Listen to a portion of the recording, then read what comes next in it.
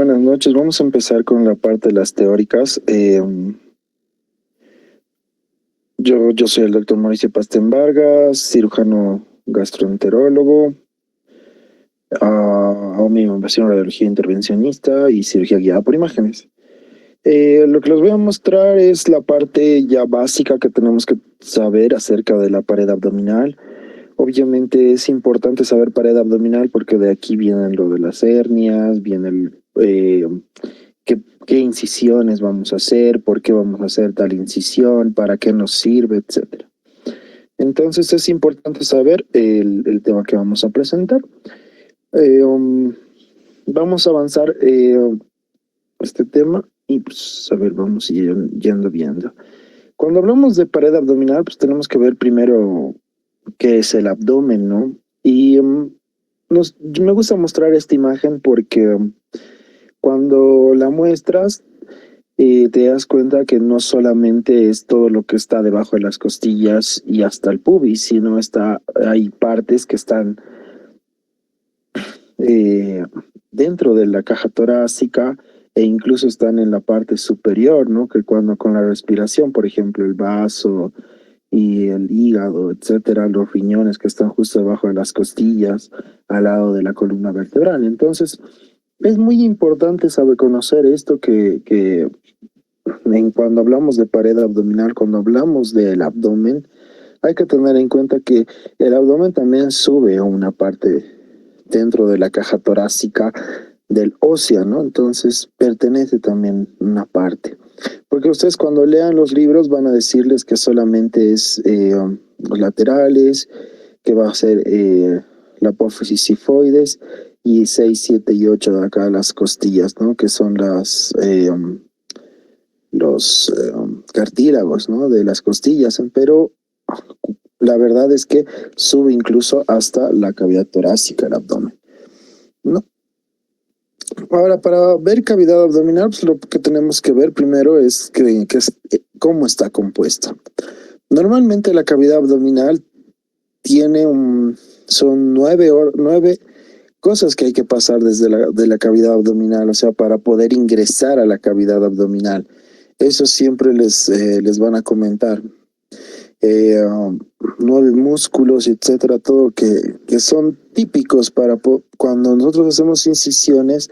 Generalmente la gran mayoría son laterales, paramedianas, etcétera. Entonces hay 9 capas que se cruzan. Por eso tenemos que conocer primero los músculos.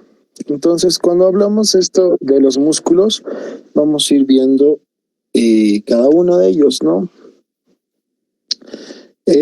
Vamos a ir desde adentro hacia afuera. Entonces, lo que tenemos más dentro de todo el cuerpo que está pegado hacia las vértebras es el iliopsoas, que es este músculo que va a estar, que ya ustedes ya lo han visto en anatomía.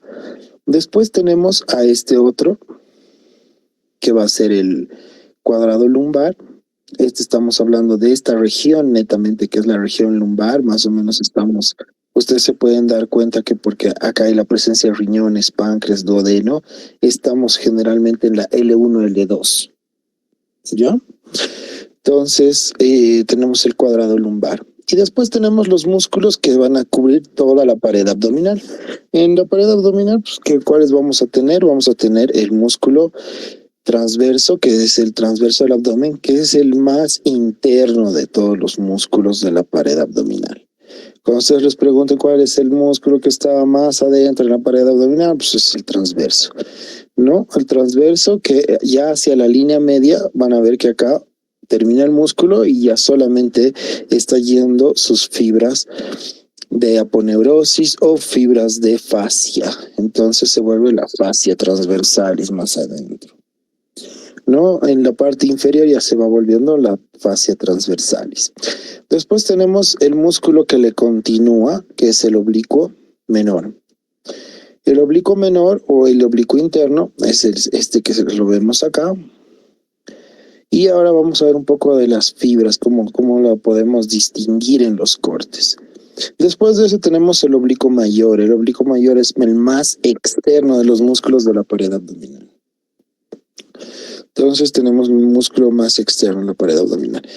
Y todos estos músculos, como ustedes pueden ver, se unen en sus fascias a esto que está envolviendo prácticamente a otro de los músculos importantes, que es el recto anterior, ¿no? Esos son los músculos de la pared abdominal lateral y anterior del abdomen. En la parte posterior obviamente tenemos otros como están acá, que es el transverso espinoso, tenemos el dorsal largo, tenemos el sacrolumbar y tenemos el dorsal ancho, que es prácticamente el que recubre toda la pared posterior. Pero generalmente, ¿dónde acaban nosotros? ¿Cómo definimos pared torácica? Te digo, pared abdominal, pues la definimos desde las vértebras y todos los músculos que van desde las espinosas hasta la línea alba, pues son los músculos de la pared abdominal. ¿Ok? Sigamos entonces. Cuando nosotros avanzamos desde afuera hacia adentro, ¿qué es lo primero que vamos a ver? Es la piel. La piel, que ya ustedes ya conocen, es un órgano que recubre todo el cuerpo, que está compuesto de 4 partes, de dermis, epidermis, hipodermis y después tejido celular, etc. Entonces, la piel es muy, muy importante. Cuando nosotros avanzamos desde la piel hasta la cavidad abdominal, si ya conocemos los músculos, son 9 las capas que se pasan generalmente.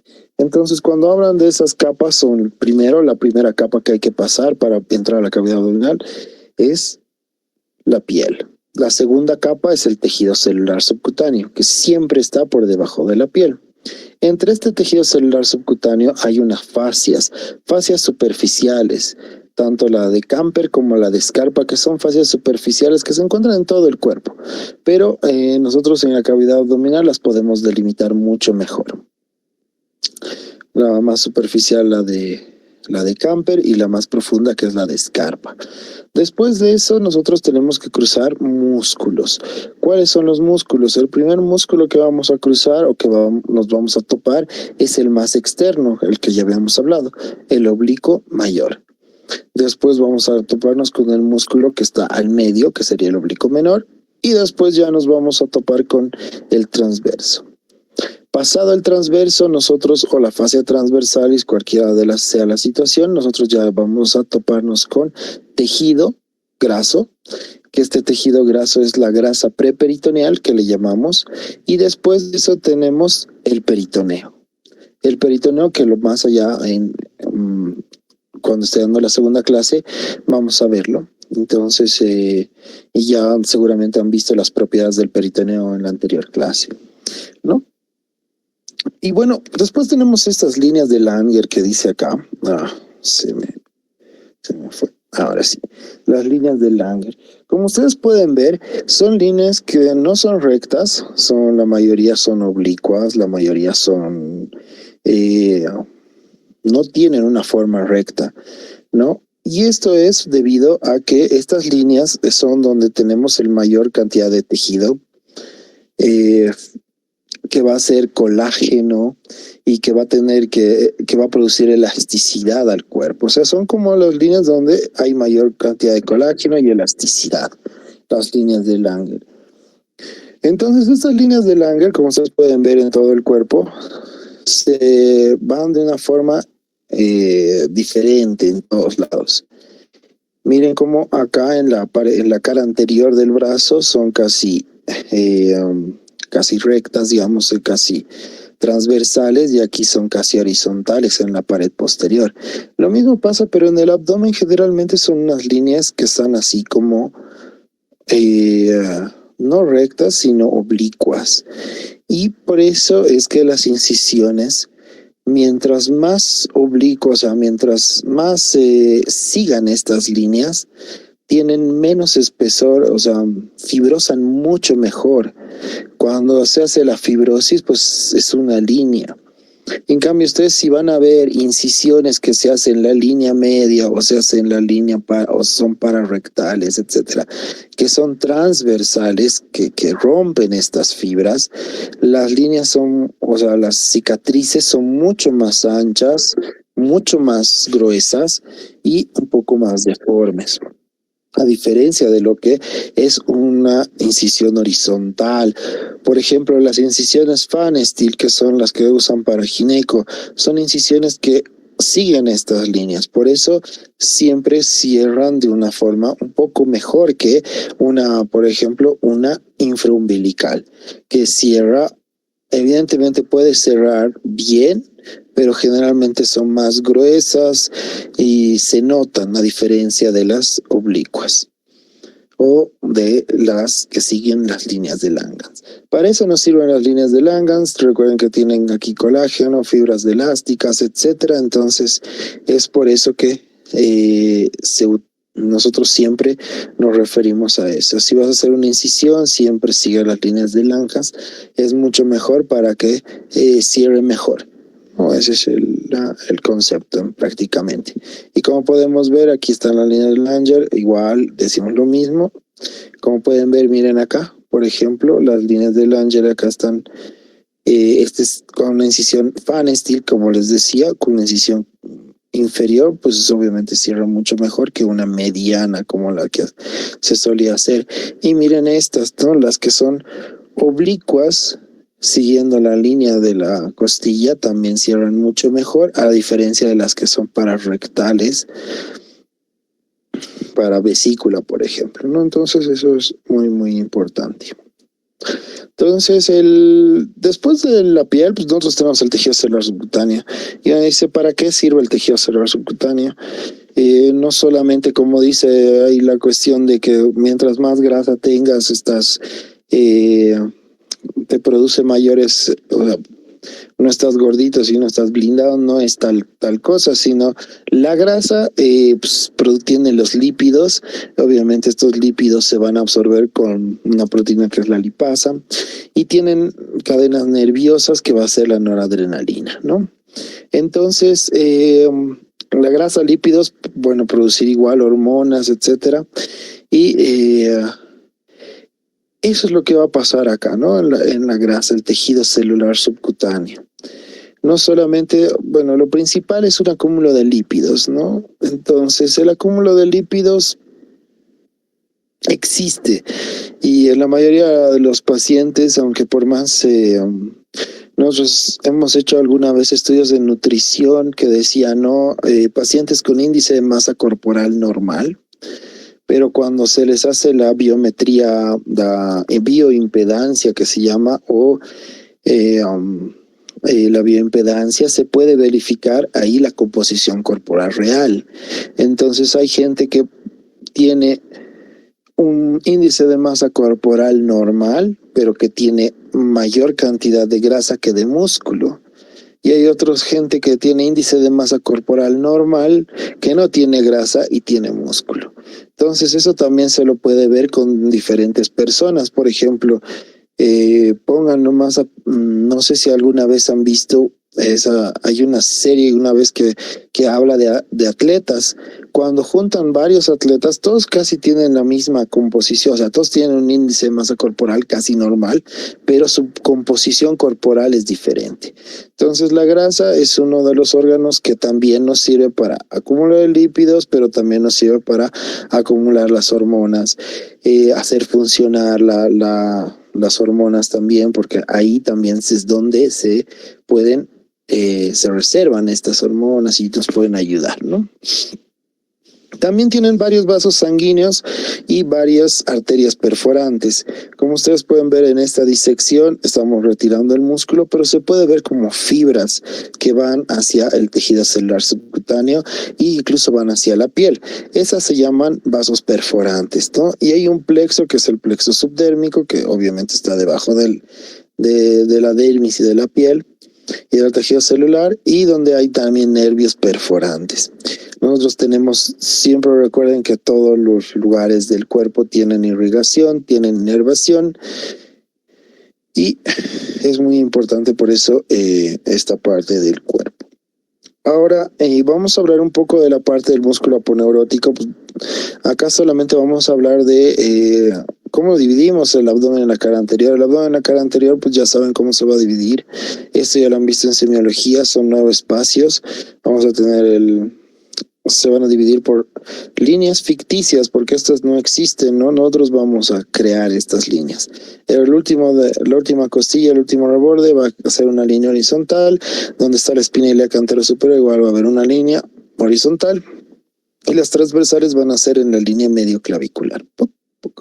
Estas van a dividir el abdomen prácticamente en 9 espacios, ¿no? Un hipocondrio, epigastrio, hipocondrio, este derecho, este izquierdo.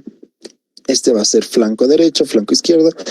Y la zona media se va a llamar epigastrio, mesogastrio, hipogastrio. Y fosíliaca derecha, fosíliaca izquierda.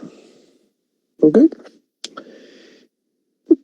Sigamos avanzando. Cuando nosotros vemos otra vez, esto es importante para poder tener una idea de lo que son los músculos rectos, las vainas de los rectos y las fascias que van por detrás de los rectos. Como habíamos visto en la anterior imagen, nosotros habíamos visto que todos los músculos, tanto oblicuo mayor, oblicuo menor y transverso, tienen sus fibras que van a llegar hacia la vaina de los rectos. La vaina de los rectos es una vaina prácticamente, porque va a envolver todo lo que son los músculos rectos anteriores. Los rectos anteriores se van a dividir el lado derecho del izquierdo por una línea fibrosa que se llama la línea alba. Esta línea alba es la línea donde generalmente los cirujanos dicen es donde mejor se puede ingresar a cavidad. ¿Por qué? Porque no lesionas vasos, no lesionas músculos, no rompes estructuras nerviosas. Como es una línea fibrosa, se puede ingresar mucho más fácilmente, ¿no? Entonces todas las capas, recuerden que todas las capas del abdomen tienen esas nueve cosas que habíamos dicho, a excepción del ombligo. El ombligo es una cicatriz que solamente va a tener fibrosis. Es una obliteración de un conducto que existía previamente, entonces es fibrosis. Aquí cuando nosotros vemos igual los músculos, podemos ver el oblicuo externo, que va a tener aquí sus fibras que van a cubrir prácticamente por la parte anterior, junto con la vaina de los rectos, el músculo recto anterior. Y por atrás estamos viendo esto que nosotros llamamos la fascia transversalis. Aquí se va a ver, se la muestra, precisamente porque la fascia transversalis va a ser muy importante cuando nosotros estemos viendo las hernias, ¿no?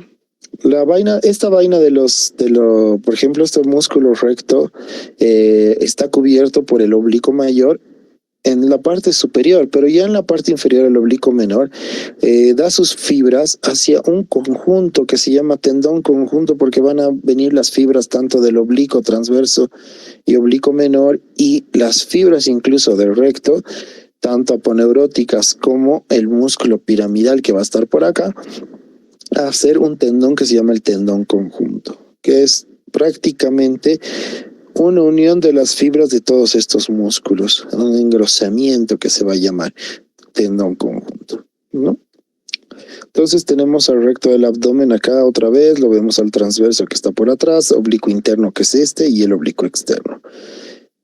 Esta imagen es muy importante para poder ver las fibras, cómo está yendo las fibras, ¿no? Obviamente estos transversos, el recto del abdomen es una línea recta, transversa, que va desde la parte de apéndices sifoides, todo lo que son la cadena de cartílagos de los músculos, de las costillas, perdón, de las 6, 7 y 8, y esto baja hasta el pubis, hasta junta con fibras del piramidal y con las otras fibras, y llega hasta el tubérculo del pubis, ¿no?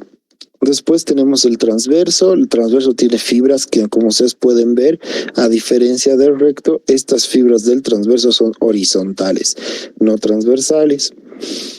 Y el oblicuo interno o oblicuo menor, que va a tener fibras que estas fibras van a ir ascendiendo como hacia arriba, van a ir de abajo hacia arriba. En cambio, las del oblicuo externo van a ir de arriba hacia abajo.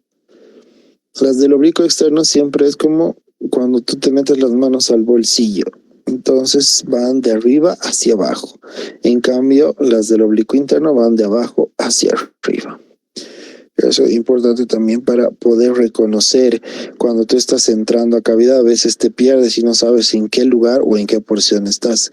Entonces, ya sabiendo hacia dónde están yendo tus fibras, te puedes dar cuenta exactamente a qué nivel estás trabajando, ¿no? Y como decimos otra vez acá, las fibras rectas obviamente van a ser del transverso al abdomen, las transversas van a ser del recto, las fibras ascendentes van a ser las del interno, del oblicuo interno o oblicuo menor, y las fibras descendentes van a ser del oblicuo externo o oblicuo mayor.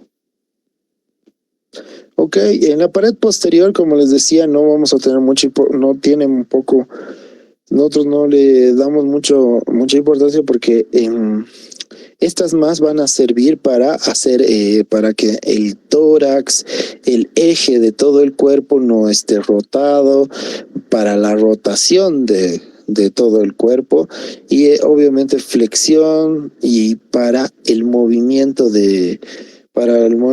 óseo más que todo, ¿no? Son músculos de fijación, como son el cuadrado lumbar, que es el más interno, el iliopsoas, que va a estar por dentro, sí, ese sí va a tener contacto con la cavidad abdominal.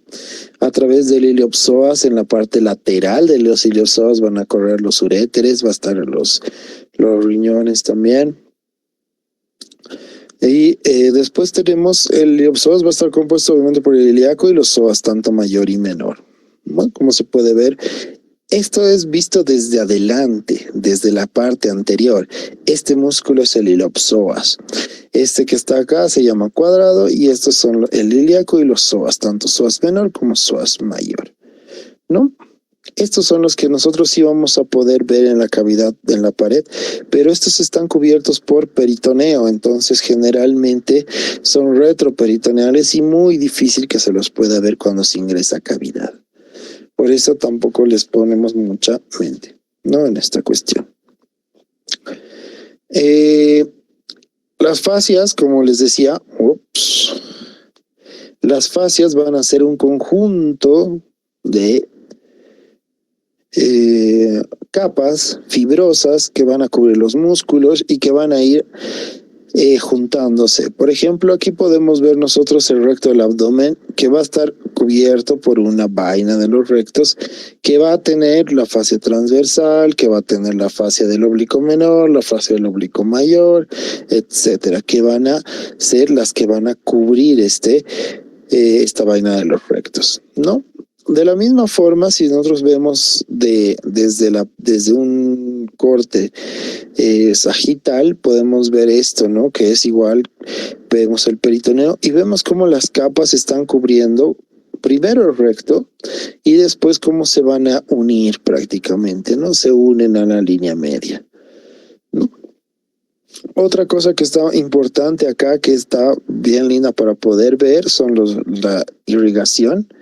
La irrigación tenemos una irrigación de prácticamente todo el abdomen a través de dos sistemas, ¿no?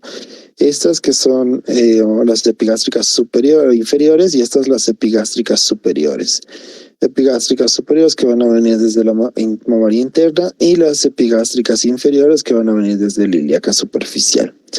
Entonces, aparte de esto, obviamente hay arterias perforantes que ya habíamos comentado y hay obviamente las dorsales también que van a ir siguiendo prácticamente toda la columna y en el abdomen van a prácticamente dar la vuelta, son las dorsales del abdomen. Esto es la línea alba para que se pueda comprender, por eso les decíamos que es el mejor lugar para poder ingresar. ¿Por qué? Porque no tenemos nada que dañar. Tenemos solamente piel, tenemos la aponeurosis o la línea alba como tal, por debajo puede haber un poco de grasa preperitoneal y el peritoneo. A diferencia de las 9 capas que tenemos que cruzar, por ejemplo, a este nivel, ¿no?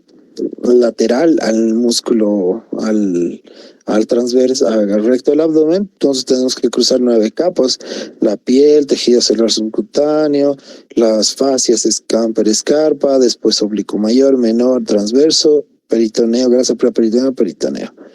Entonces eso es más complicado, ¿no? Y aquí está cómo son las uniones, ¿no? Por ejemplo, el oblicuo mayor va a dar estas líneas azules que se van a decusar entre ambas, lado a lado, del lado derecho con las del lado izquierdo. El oblicuo, el transverso, de la misma forma va a mandar va a mandar fibras que se van a decusar en este nivel. Y el oblicuo medio o el oblicuo menor va a ser el que va a dar estas fibras que van a cubrir prácticamente lo que es la vaina de los rectos. Pero como ven acá, se van a unir tanto a la parte inferior del transverso como a la superior del oblicuo mayor. Entonces prácticamente se lo ve así, es un enmarañado de fibras, que estas fibras obviamente, ¿dónde está más fibrosado? Pues en la línea alba. Línea alba es importante para algunas patologías, por ejemplo, ¿cuál es? La diástasis de rectos. ¿Qué significa la diástasis de rectos? Estas fibras se vuelven laxas. ¿Por qué? Por el mismo hecho de que ha habido un aumento de la presión intraabdominal. ¿Cuáles las cosas que pueden producir un aumento de la presión intraabdominal?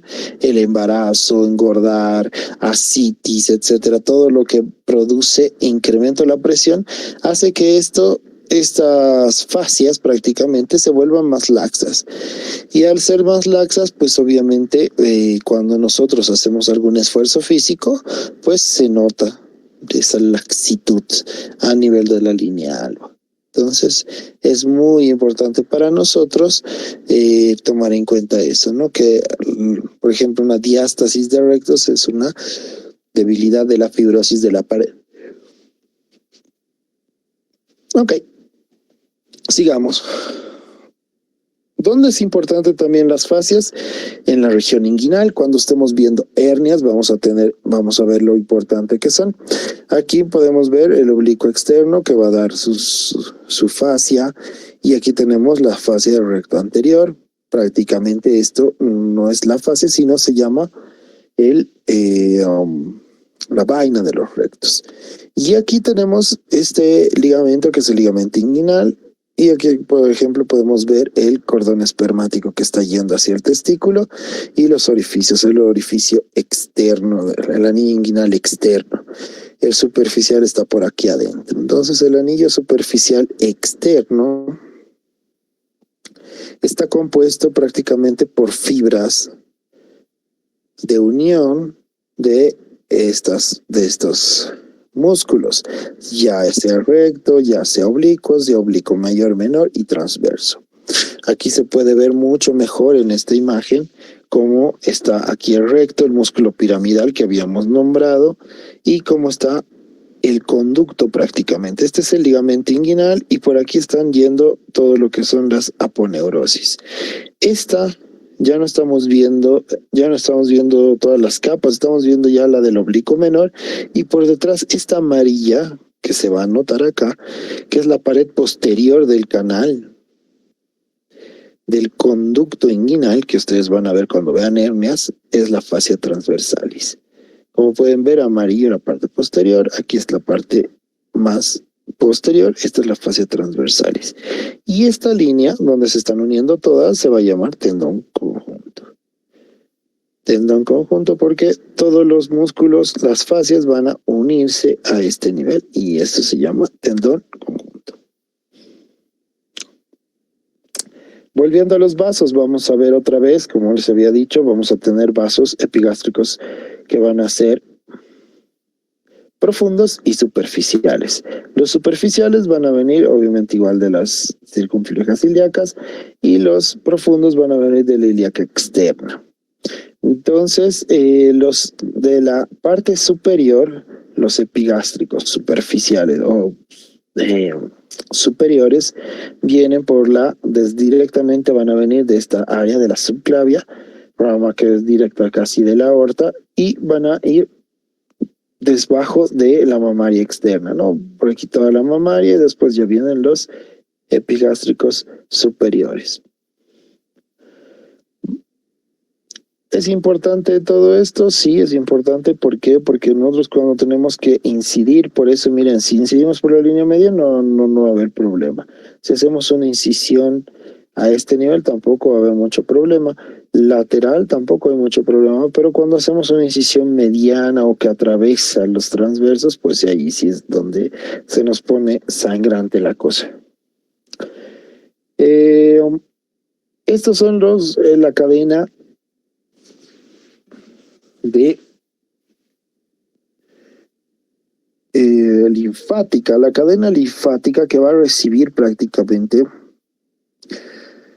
de la región de los nódulos de la región inguinal, va a ir subiendo y prácticamente entra al conducto torácico y obviamente ya esto se va a comunicar obviamente con el sistema venoso, pero va a recoger igual todo de la cavidad abdominal. Los nervios, como pueden ver, está súper inervado y obviamente van a seguir dermatomos que ya se los había comentado previamente. Hay nervios que tienen una rareza peculiar, ¿no? O sea que tienes un dermatomo que está con mucha relación, por ejemplo, abdomen con piernas, etcétera, o pies con abdomen. Eso es por los dermatomas, ¿no? Que son hacia dónde están yendo las fibras nerviosas y de dónde a dónde están trayendo las fibras nerviosas el estímulo hacia la parte central. Nervios importantes, pues tenemos aquí los nervios estos que van a ser los importantes de pared, que van a ser el cutáneo lateral o ilio hipogástrico, el subcostal, aquí van a estar los ilioinguinales que van a ser importantes, el ilioinguinal superficial, que igual es muy importante cuando nosotros trabajamos especialmente sobre las hernias, ¿no? En pared abdominal.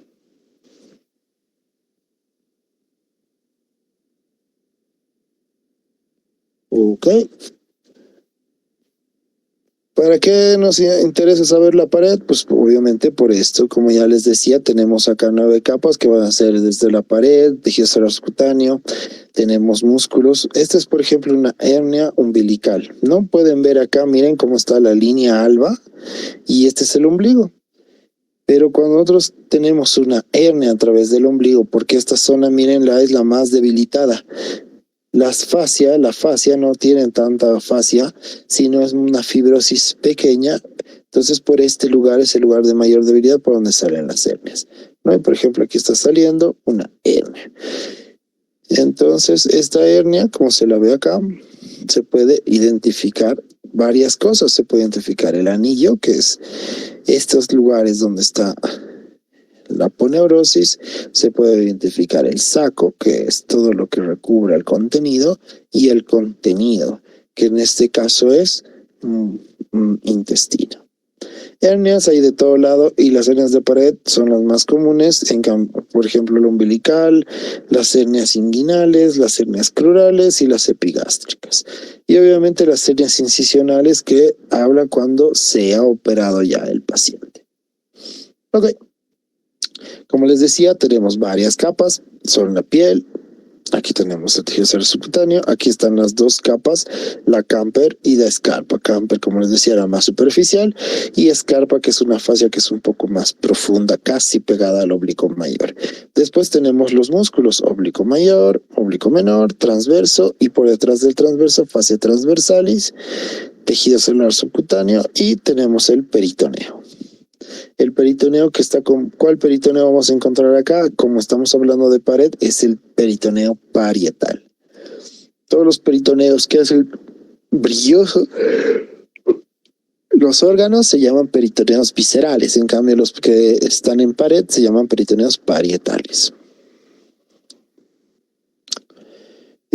Aquí un poquito, digamos, para entender la región inguinal. Esto es un esquema que veamos que se hace generalmente, donde puedes ver el ligamento inguinal, por encima está el oblicuo externo y el transverso o el tendón conjunto, por detrás obviamente está la fascia transversalis, hacia este lado está el escroto y hacia este lado está la cavidad peritoneal.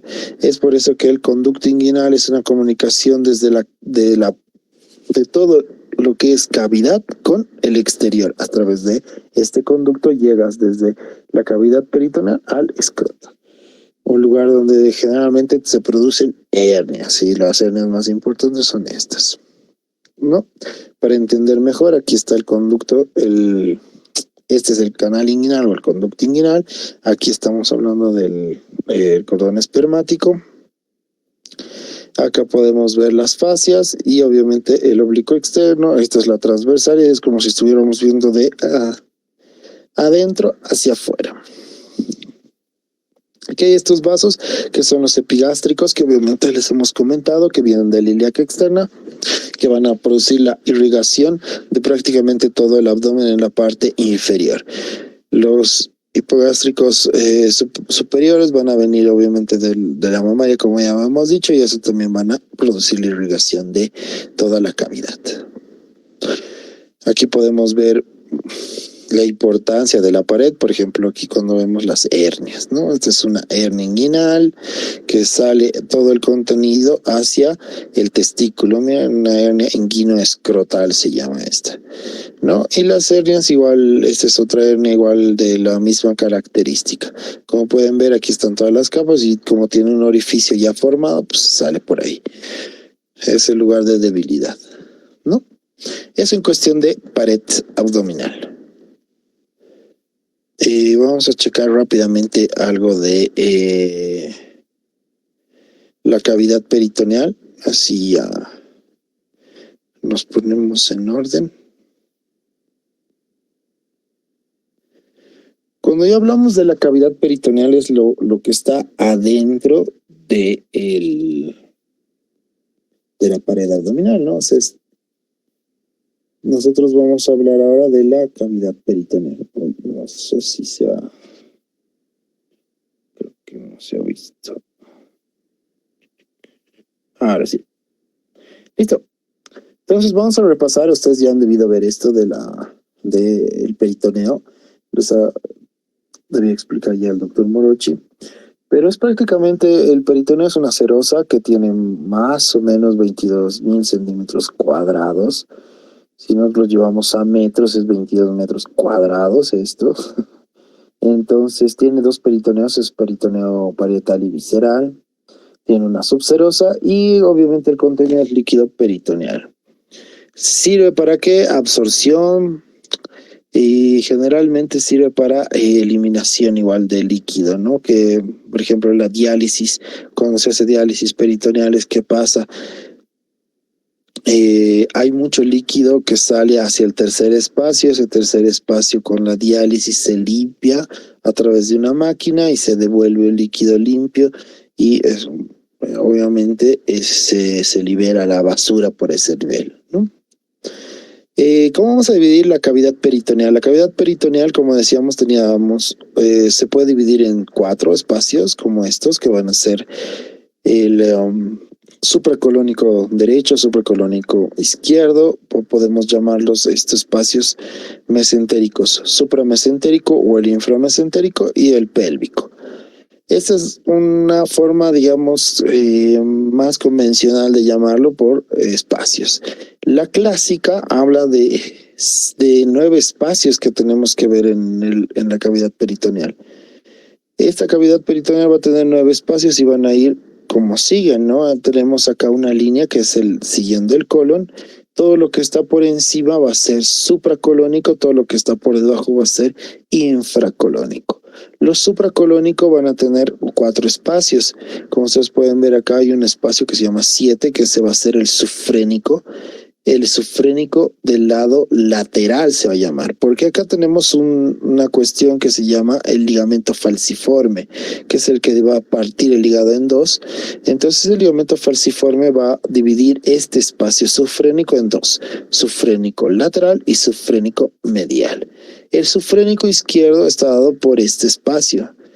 es el que sería el 9. Y justo por debajo del hígado, nosotros vamos a llamar ese espacio el espacio subhepático, ¿no? Subhepático. Entonces, ese espacio subhepático, vamos a tener igual correderas acá que le vamos a llamar, se llaman estas correderas, o nosotros le llamamos correderas parietocólicas. Parietocólica derecha, parietocólica izquierda. De la misma forma que en esta gráfica, nosotros tenemos una línea que no se va a modificar, que es una línea fija que ahorita vamos a ver, que es por donde pasa por donde pasa el meso, perdón, del intestino. Entonces vamos a dividir en dos espacios, supramesentéricas y inframesentérico. Después tenemos la cavidad pélvica, que no va a cambiar como compartimiento pélvico, pero sí se va a llamar de forma diferente tanto en varones como en mujeres. En mujeres se va a llamar fondo de saco y en varones se va a llamar el espacio recto vesical. ¿No? Ok.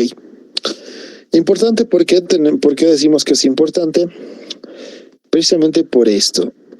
Las cavidades peritoneales, ustedes pueden ver el peritoneo. El peritoneo parietal es este que va a cubrir toda la pared. Pero después, cuando ya termina de cubrir la pared y empieza a cubrir órganos, se va a llamar peritoneo visceral. Por ejemplo, aquí el peritoneo parietal ya está cubriendo lo que es el útero. Aquí va a cubrir la vejiga, el útero.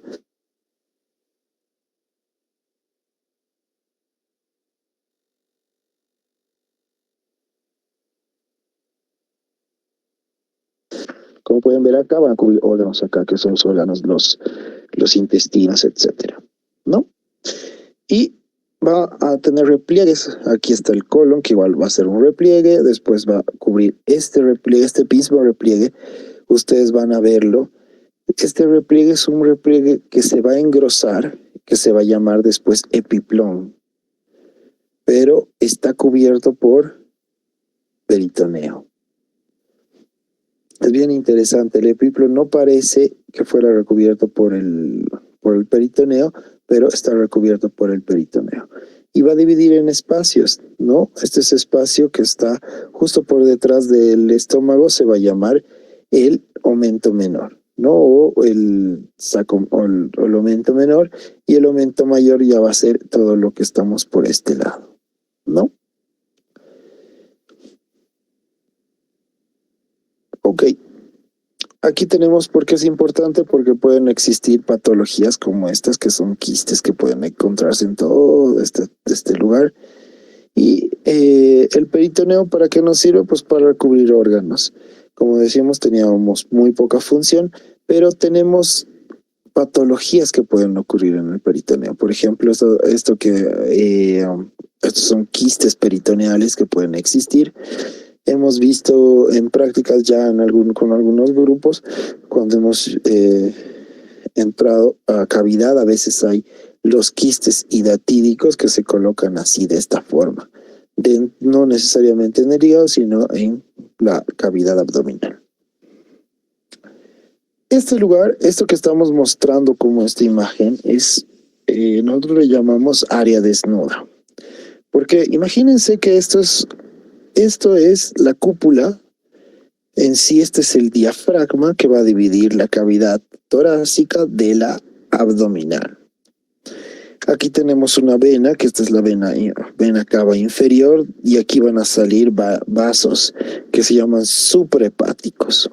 Aquí está el esófago, por aquí está entrando el esófago a través de esto que nosotros le llamamos diafragma, por un orificio, que este orificio se va a llamar hiato, ¿no? Entonces nosotros tenemos esta área desnuda prácticamente. Aquí está el ligamento falciforme, aquí van a estar los ligamentos triangulares, y este es el área de fijación del hígado. El hígado va a estar fijado a la pared por esta área, porque todo esto que está así como cortado es que el hígado va a ir a pegarse a ese nivel. Aquí tenemos varias áreas desnudas que le llamamos o áreas de fijación. Ya habíamos visto la del hígado. Esta es la parte superior y esta es la parte inferior. Aquí podemos ver el hígado. No solamente el hígado está fijado, también tenemos parte del estómago que se fija, duodeno, que es la parte importante, colon. El colon está fijado, el ascendente y el colon descendente.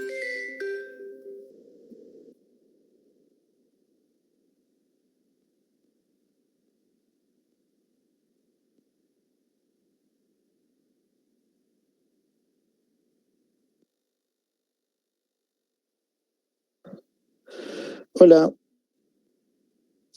entonces tenemos esas áreas desnudas, que son el duodeno, colon ascendente, colon descendente, colon transverso y esta línea que, como les mostraba antes, que va a dividir espacios peritoneales en cavidad, que es la de el mesenterio.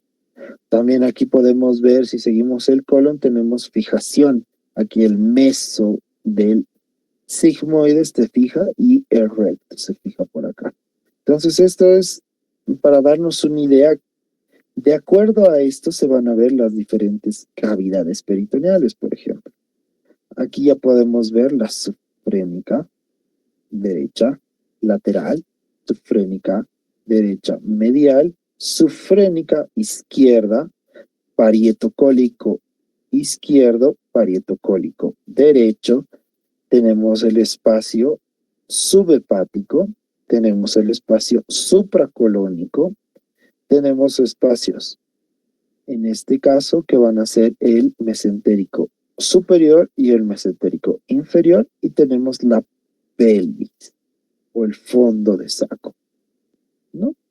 Entonces, ustedes ya, de acuerdo a estos espacios que son fijaciones de todo lo que se va a pegar prácticamente hacia esa parte posterior, nosotros vamos a tener los espacios del peritoneo. Por eso es importante esta imagen.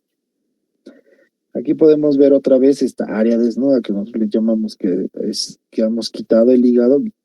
Entonces podemos ver las partes del peritoneo. Como decíamos, partes del peritoneo tenemos el omento mayor, el omento menor, tenemos el mesenterio, el mesoapéndice, el transverso, hay ligamentos, ligamentos del hígado, ligamentos urinarios y hay fosas. Estas fosas, cuando nosotros hablamos de estas fosas, son fosas o lugares donde puede haber, son lugares donde son huecos normales. Una fosa para el útero, una fosa duodenal, una fosa cecal y una intersigmoide. ¿No? Aquí podemos ver algunos, por ejemplo, este es el aumento menor. El aumento menor, como pueden ver ustedes, no tiene comunicación con todo lo que está en la parte anterior. Si nosotros entramos a cavidad, no vamos a poder entrar a ver el aumento menor, a no ser que cortemos por debajo del estómago o por encima del estómago. Entonces, el aumento menor es el que va a tener es un espacio virtual que va a estar entre el estómago y el páncreas. Y el páncreas se va a hacer, como todos ustedes ya saben, es un órgano retroperitoneal que va a estar por detrás del peritoneo. El peritoneo lo va a cubrir y esta es la evolución natural, cómo va a ir desde que somos niños, o sea, estamos empezando a crecer, hasta cómo prácticamente nosotros ya lo vamos a ver cuando somos adultos.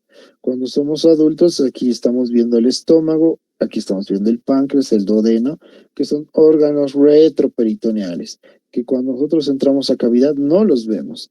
Vamos a ver el hígado, vamos a ver el estómago, podemos ver el colon, podemos ver intestinos, el epiplon, todo, pero no vamos a poder ver páncreas ni duodeno, a no ser que entremos por encima o por debajo del estómago para poder llegar a ese lugar.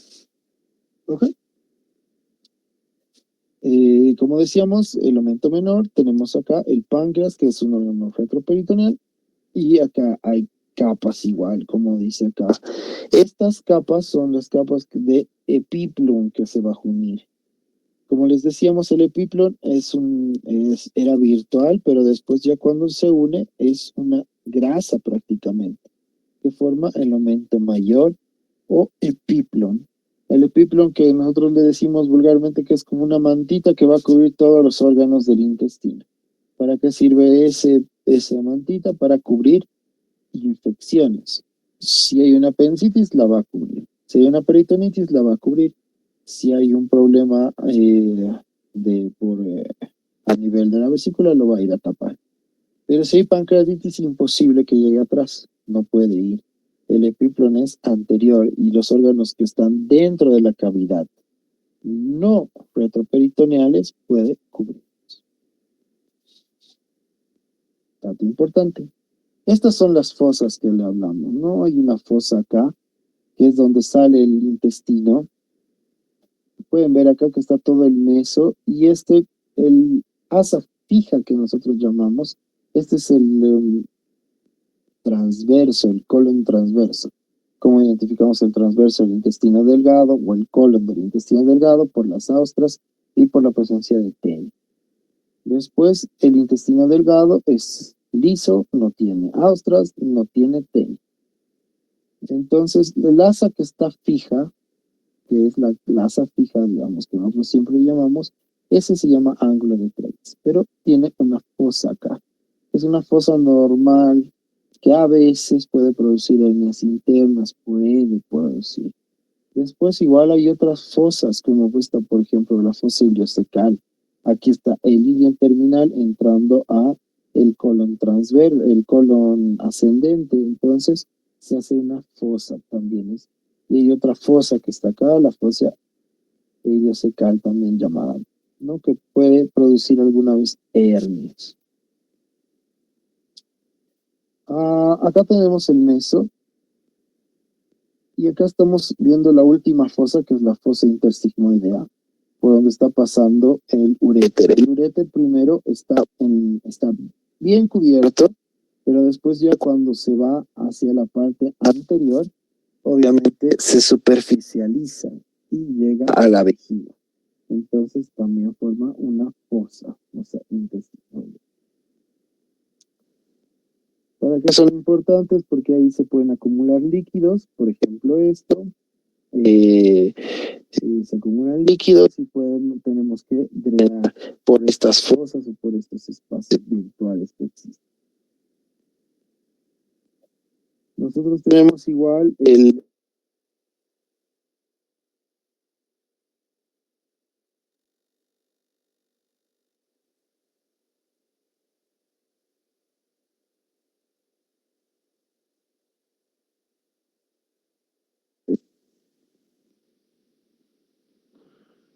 Hola. Bueno, hola. Sí, se me escucha, ¿no? Aquí nosotros estamos poniendo esto que es, estos son ejemplos de patologías a nivel peritoneal por el mismo problema del peritoneo. Por ejemplo, tenemos las malrotaciones. ¿Qué son las malrotaciones? El intestino normalmente tiene que pasar por detrás de las arterias y a veces los vasos, la mesentérica, no hace que puedan pasar el intestino y obviamente se vuelve una malrotación intestinal.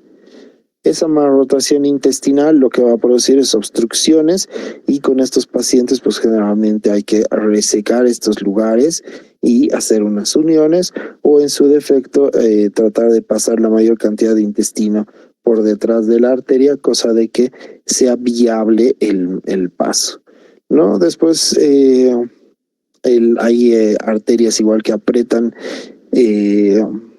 estos órganos como el duodeno o el yeyuno proximal y que van a causar problemas como este que es el de la malrotación, que es algo interesante. Después, a través de las fosas se puede entrar el intestino y eso se llaman hernias internas. Como tenemos mesenterio en la gran mayoría de los lugares donde hay fosa, si ustedes han visto, hay mesenterio, hay mesoapéndice, mesoilion o mesociego, mesosigmoides y en el otro lado tenemos el meso del intestino que también van a poder formar orificios que pueden formar las hernias internas. Aquí vamos a tener este paciente que estamos viéndolo así de costado, donde vamos a poder ver obviamente el espacio subhepático derecho. Debajo del subhepático está el sufrénico, sufrénico derecho y subhepático que vamos a encontrar en este lado. Y ya cuando lo vemos del otro lado al paciente, vamos a encontrar el subfrénico del lado izquierdo, vamos a encontrar el subhepático, vamos a encontrar el sufrénico del lado izquierdo, como les decíamos. Aquí está el riñón, páncreas, que son retroperitoneales. Hay que recordar siempre eso. ¿Qué órganos no se pueden ver durante la exploración en la cavidad abdominal? Páncreas, riñones, duodeno. Todo lo demás se puede ver, ¿no? Pero estos son los órganos que no se ven durante la exploración. Generalmente hacemos esto ¿para qué? Porque, por ejemplo, cuando hay abscesos o cuando hay alguna colección dentro del... por ejemplo, en este caso hay una pancreatitis y se llena de líquido que empuja al hígado. Entonces, generalmente si son retroperitoneales no los vamos a poder ver hasta que hagan hasta que sean muy grandes o de sintomatología, por ejemplo, obstruyen el duodeno o estén haciendo presencia de fiebre o se infecten, etcétera. Y, por ejemplo, aquí se puede ver los abscesos igual que pueden deformar prácticamente y se pueden encontrar en varios espacios. Si hay un absceso en este espacio, sería una infección a nivel subfrénico del lado derecho. Si hay una en este nivel, igual es de la misma forma, hablamos del espacio subfrénico del lado derecho. Esta es la pared inferior. Cuando nosotros vemos la pared inferior, tenemos que recordar que aquí está el coxis, aquí está el pubis, aquí tenemos la vejiga, acá tenemos los uréteres que ya se han superficializado y el recto. Este es un paciente varón. En pacientes mujeres es una forma diferente de disposición porque tenemos la vejiga, tenemos acá el útero y recién tenemos el recto, ¿no? Entonces, estos son los puntos de fijación en la parte inferior, ¿no? El recto prácticamente. ¿Por qué es importante? Porque podemos tener hernias, ¿no? Las hernias inguinales que ya habíamos dicho que son por hay hernias inguinales y hernias crurales. Las crurales van a ir por este espacio y las inguinales obviamente van a ir por la parte superior a esto. Y después podemos tener las hernias internas a través de la fosita que habíamos hablado, de la fosa del colon sigmoides.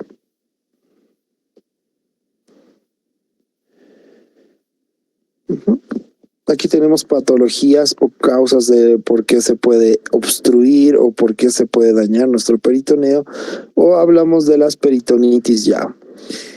Nosotros tenemos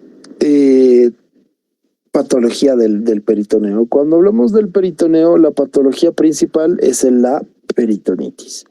La peritonitis se caracteriza por una inflamación del peritoneo y esta puede ser primaria, secundaria o terciaria. Primaria si se produce por alguna razón a nivel del peritoneo.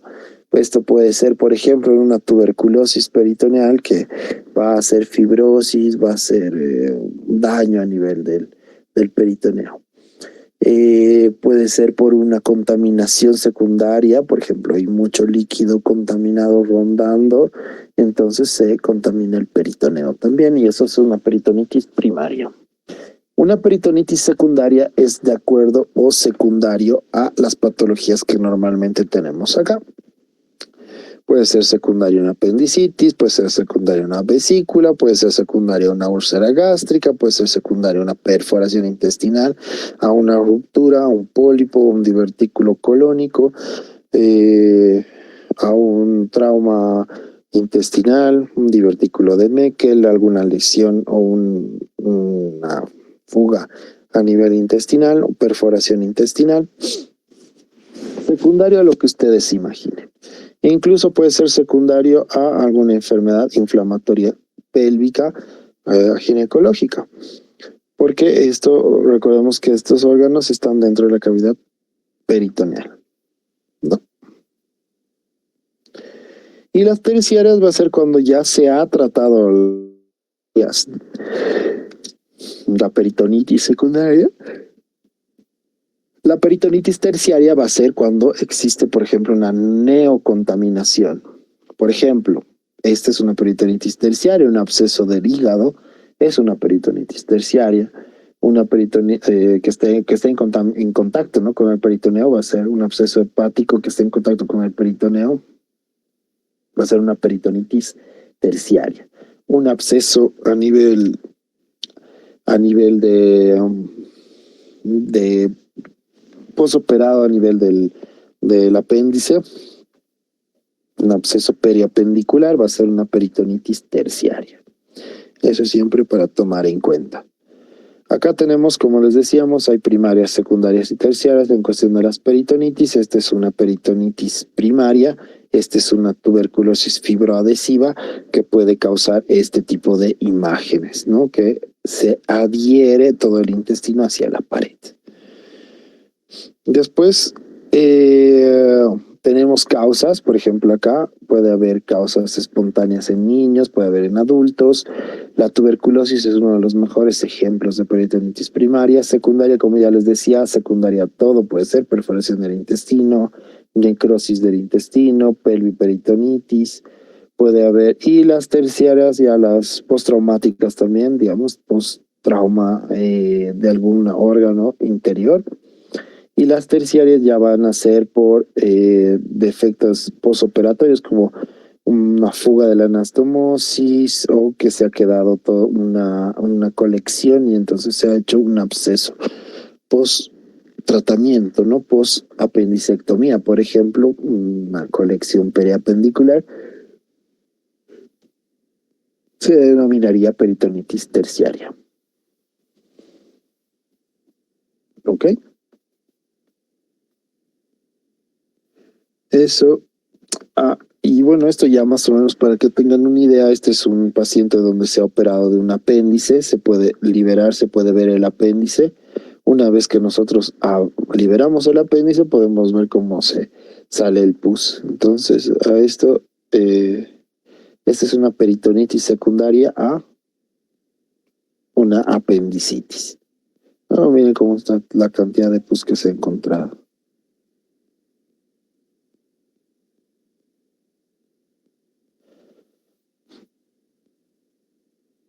Este es un ejemplo de peritonitis secundaria. Aquí podemos ver, esta es la región pélvica, aquí estamos hablando de este es el apéndice y cómo se está aspirando el contenido. Y después ya se procede a hacer la apendicectomía.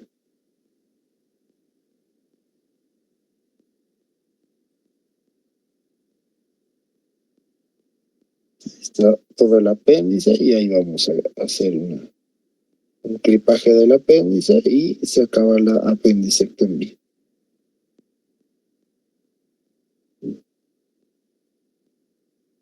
Esto es lo divertido de la magia de la edición, ¿no?, que te permite hacer cirugías de 1 hora en 30 segundos. Pero bueno, con esto hemos acabado de ver la parte de cavidad peritoneal. Hemos visto pared abdominal y cavidad peritoneal. Y cuando hay infecciones terciarias, por ejemplo, nosotros, ¿qué hacemos? Pues drenamos. Estamos aquí, yo estoy acá haciendo un drenaje percutáneo de una colección. Como pueden ver, aquí he sacado, pues, es una colección a nivel del colon. Este paciente tenía una perforación colónica secundaria a un divertículo de colon que se ha roto y se ha perforado, y como el colon está fijado en la parte posterior, entonces ha hecho una peritonitis secundaria que hemos tenido que drenarla a través de un drenaje percutáneo. Los drenajes percutáneos son estos, primero lo que hay que hacer es colocar una aguja, se coloca una guía y después se pasa el drenaje y después ya se obtiene la magia, ¿no? Se obtiene el contenido. Una vez que ya tenemos, pues una vez que se resuelve, se da el alta al paciente sin mayor problema, ¿no? Por ejemplo, aquí está cómo hemos entrado a esa colección grande y cómo le hemos drenado. Y eso es todo. Entonces, bueno, ya hemos visto los dos temas que nos tocaba esta semana. Entonces, nos vemos ya la próxima para ver un poco más de, vamos a hablar ya de esófago. De esófago. Yo creo que es mucho, pero es porque se ha comprimido mucho las teóricas. Pero de todas formas, tenemos que adaptarnos nomás, no hay otra. ¿Alguna pregunta, duda, algo que quieran saber?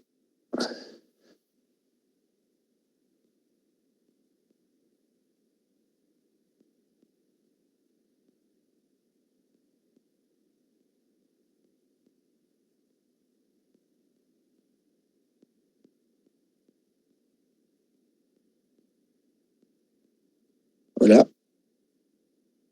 Bueno, si todo está en orden, pues nos vemos entonces de aquí a una semana para poder ver ya la siguiente clase. ¿Ok?